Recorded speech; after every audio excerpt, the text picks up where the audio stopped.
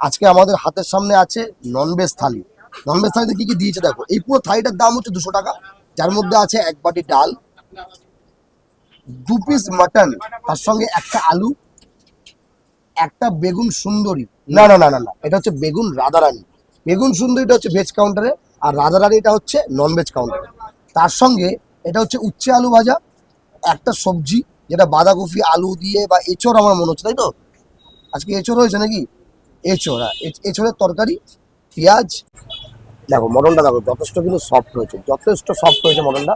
হ্যাঁ ভাই, এটা কিন্তু পুরোপুরি রেয়াজি, যেহেতু রেডিশ একটা ভাব আছে। রেয়াজি মটনে কিন্তু রেডিশ একটা ভাব থাকে। তো চলো হালকা করে বাইট নেওয়া যাক। কে উঠিয়েছে গ্রেভিটা? গ্রেভিটা কে উঠিয়েছে? এটা কিন্তু বাড়ির মতো হয়েছে, ঝোলের মধ্যে একদম ঠিকঠাক নুন, তার সঙ্গে একটা আলু দিয়েছে, আলুটা কিন্তু যথেষ্ট নরম, যথেষ্ট নরম আলু। তো এখানে যদি তোমরা আসো এই ডেকার্সনে, আমাদের অনেক দোকান আছে, বা আমাদের জয়মাতার অরুণদার কিন্তু ভেজ কাউন্টারও আছে। সেটাকে বাদ দিয়ে তোমরা যদি মনে করো যে তোমরা নন ভেজ কাউন্টারে আসবে,